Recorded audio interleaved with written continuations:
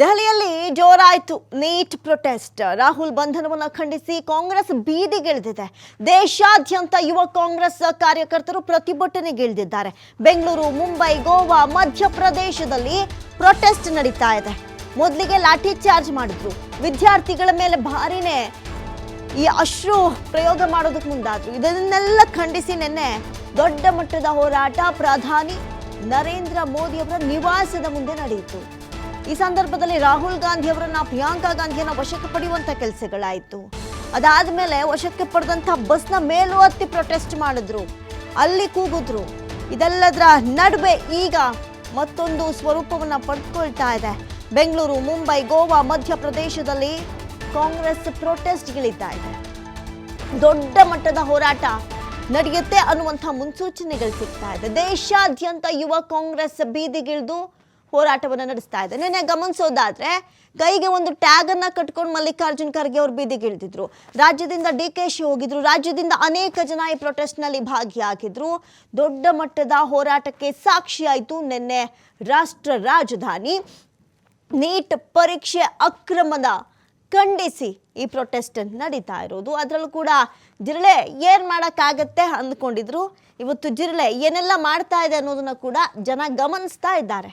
ದೆಹಲಿಯಲ್ಲಿ neat protest ಮತ್ತೊಂದು ಸ್ವರೂಪವನ್ನು ಪಡೆದುಕೊಂಡಿದೆ. ಅನೇಕ ಜನ ಕಂಬನಿ ಮಿಡಿತಾ ಇದ್ದಾರೆ, ಕರಳು ಕಿವುಚ್ಕೊಳ್ತಾ ಇದ್ದಾರೆ.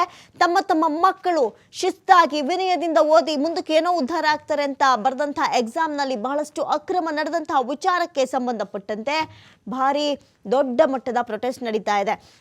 ನಿನ್ನೆ ಮಾತಾಡಿದ್ರು ಪ್ರಧಾನಿ ನರೇಂದ್ರ ಮೋದಿ. ಆದರೆ ಈ ಮಾತು ನಿನ್ನೆ ಬರಬೇಕಾಗಿದ್ದಲ್ಲ. ಯಾವತ್ತು ಅಕ್ರಮ ನಡೀತೋ ಆವತ್ತು ಕೇಂದ್ರ ಶಿಕ್ಷಣ ಸಚಿವರನ್ನ ರಾಜೀನಾಮೆ ಕೊಡಿಸ್ಬೇಕಾಗಿತ್ತು.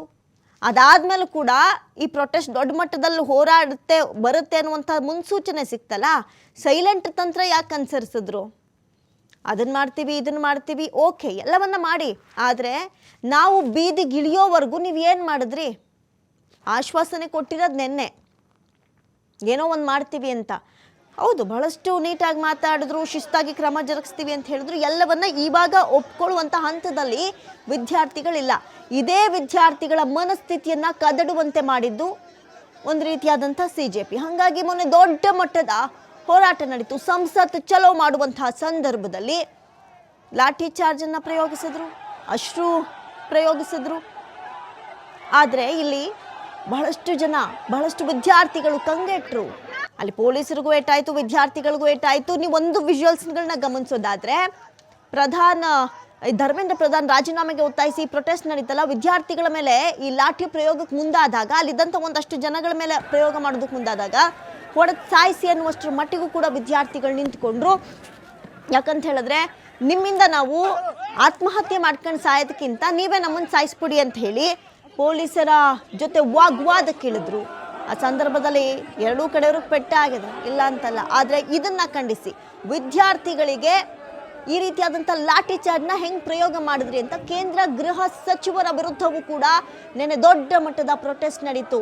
ಅದರಲ್ಲೂ ಕೂಡ ಪ್ರಧಾನಿ ರಾಜೀನಾಮೆ ಕೊಡಬೇಕು, ಅಮಿತ್ ಶಾ ರಾಜೀನಾಮೆ ಕೊಡಬೇಕು, ಕೇಂದ್ರ ಶಿಕ್ಷಣ ಸಚಿವ ಧರ್ಮೇಂದ್ರ ಪ್ರಧಾನ್ ರಾಜೀನಾಮೆ ಕೊಡಲೇಬೇಕು ಅಂತ ಆಗ್ರಹಿಸಿ ಕಾಂಗ್ರೆಸ್ನ ನಾಯಕರು ನಿನ್ನೆ ಪ್ರಧಾನಿ ನಿವಾಸದ ಎದುರು ದೊಡ್ಡ ಮಟ್ಟದ ಹೋರಾಟಕ್ಕಿಳಿದ್ರು.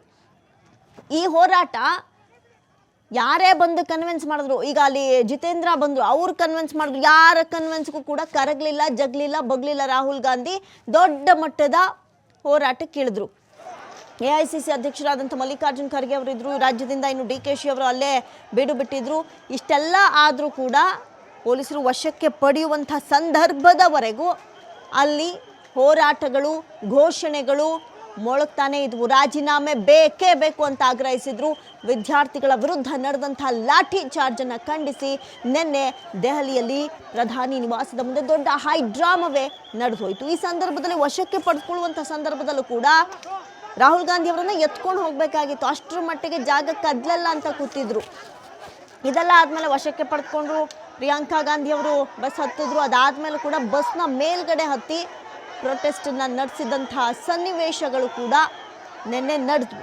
ಆದರೆ ಇಲ್ಲಿ ಪ್ರಶ್ನೆ ಬರ್ತಾ ಇರೋದೇನು ಗೊತ್ತಾ, ಈಗ ಏನೇ ಮಾಡ್ಕೊಳ್ಳಿ, ಏನೇ ಒಂದು ಉತ್ತರಗಳನ್ನ ಕೊಡಲಿ, ಸುಧಾಕರ್ ಅವರು ಕೂಡ ಮಾತಾಡ್ತಾ ಇದ್ರು, ಹೌದು ನಾವು ಅದಕ್ಕೆ ತುಂಬ ಮರುಪರೀಕ್ಷೆ ಮಾಡಿಸಿದ್ವಿ, ಎಕ್ಸಾಮ್ಸ್ ಕಂಡಕ್ಟ್ ಮಾಡಿದ್ವಿ, ಅದ್ರ ರಿಸಲ್ಟ್ ಎಲ್ಲ ಬಂದಾಗಿದೆ ಹೌದು, ಆದರೆ ಅಮಾಯಕ ಜೀವಗಳು ಹೋದ್ವಲ್ಲ, ಅವಕ್ಕೇನು ಪರಿಹಾರ? ಅದೇನಿದೆ ಫಸ್ಟ್ ಟೈಮಾ? ಇಲ್ಲ.